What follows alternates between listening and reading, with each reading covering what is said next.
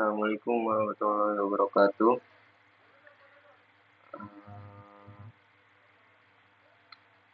Saya di sini akan menjelaskan tentang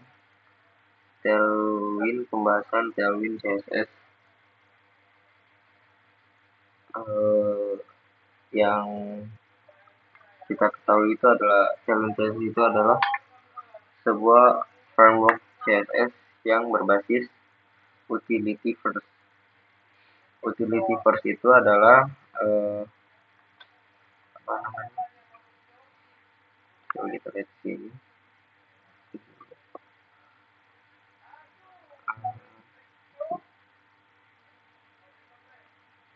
Utility first.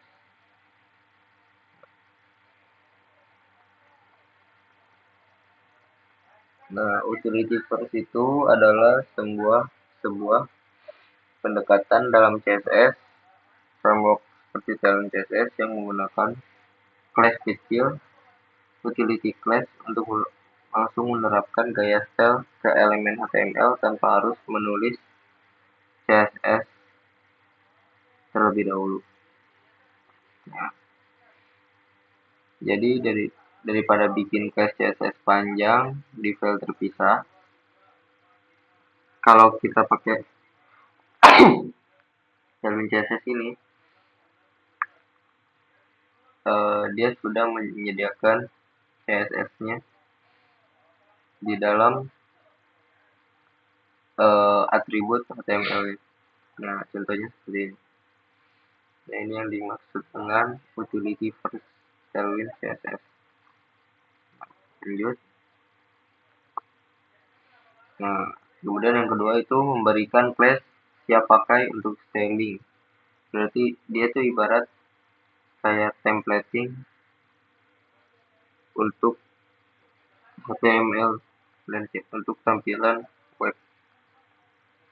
Kemudian yang ketiga itu fokus pada kecepatan dan konsistensi.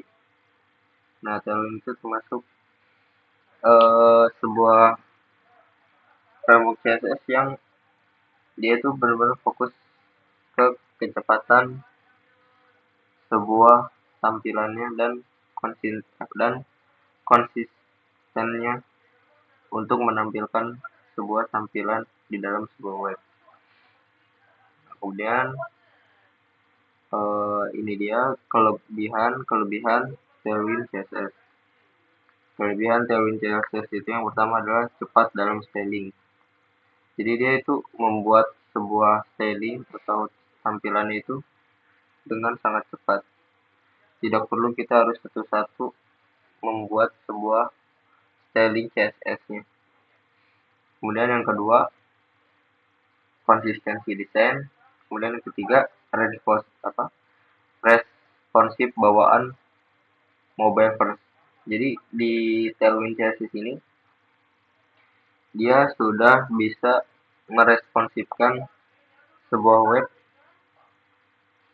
yang misalnya dari perangkat laptop bisa ke perangkat desktop bisa menjadi perangkat mobile karena dia sudah mempunyai responsif bawaan dari Tailwind CSS ini. Kemudian yang keempat itu mudah di kustomisasi. Jadi dia tuh mudah di mudah di customisasi itu mudah di edit styling CSS-nya. Nah, tapi di sebuah kelebihan pasti dia mempunyai kekurangan. Nah, kekurangan dalam CSS itu yang pertama itu banyak class di HTML terlihat berantakan. Jadi kan kalau kita pakai Tailwind CSS ini di dalam sebuah atribut HTML dia pasti membuat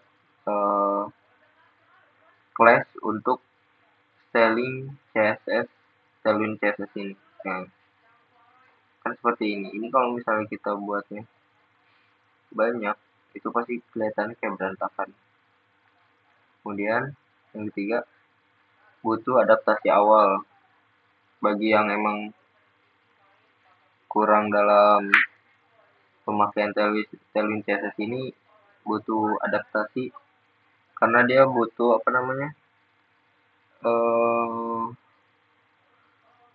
untuk pemanggilan Tailwind CSS itu ada di situ nanti di CMD-nya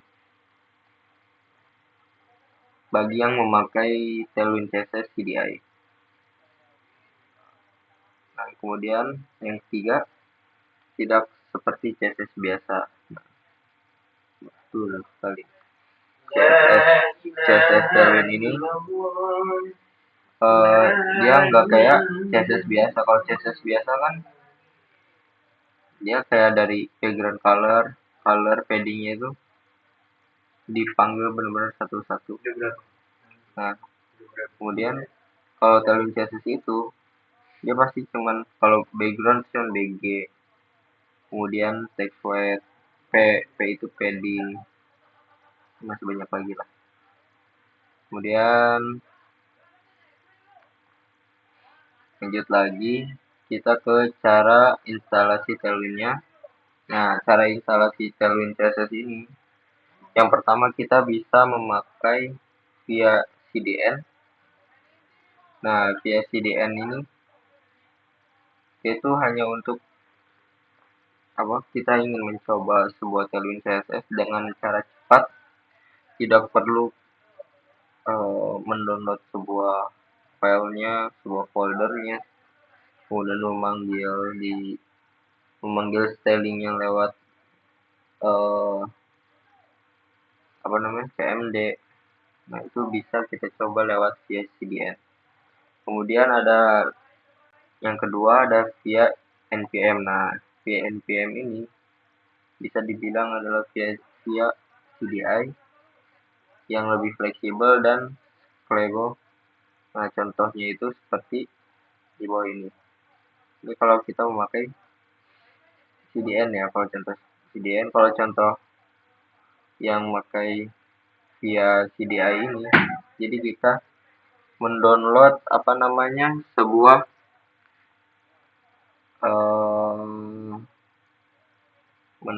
sebuah folder Tailwind CSS-nya, kemudian kita panggil, karena kan di situ kan nanti ada folder CSS bawaan dari Tailwind dan folder dibilang itu folder asset, ada CSS dan JavaScript ya.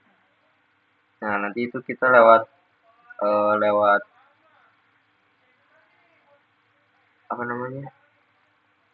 CMD-nya itu kita harus memakai via npm render.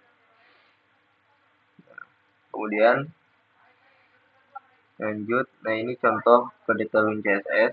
Nah, makanya kenapa kekurangannya berantakan seperti ini, dia berantakan. Kemudian ini contoh layout responsifnya, ada grid, ada flexbox, ada utility class untuk responsif SM, MD, dan LG. Kita lanjut lagi. Nah, perbandingan dengan CSS biasa itu tulis manual di file CSS. Nah, sedangkan Tailwind dia hanya memakai class langsung di dalam sebuah atribut HTML dan cukup memanggil sebuah aset folder CSS dan folder JS. Nah, kesimpulannya, Tailwind mempercepat, yang pertama itu Tailwind mempercepat development. Nah, ini cocok untuk kita seperti membuat proyekan, itu kita bisa mencoba memakai framework CSS ini, Tailwind CSS. Tinggal kita editing sedikit saja. Kemudian yang kedua, dia mudah responsif, jadi kita tidak perlu membuat lagi responsif untuk ke semua perangkat karena dia sudah meresponsifkan web tersebut menggunakan Tailwind CSS ini. Kemudian Yang ketiga ada cocok untuk project modern. Karena Tailwind CSS itu eh, banyak templating yang modern, kekinian, tidak terlalu apa ya, banyak styling yang bagus-bagus lah, bisa dicek langsung di webnya. Nah ini saya kasih tahu aja webnya. Tailwind CSS. Nah ini dia Tailwind CSS. Nah, ini bisa di sini. Kalau kalian pengen lihat cara pemakaian bisa di dock. Nah, kalian ingin memakai via CLI atau CDN itu bisa. Ini dia udah menyediakan semua. Mungkin sekian dari saya tentang pembahasan Tailwind CSS. Kurang lebihnya mohon maaf. Assalamualaikum warahmatullahi wabarakatuh.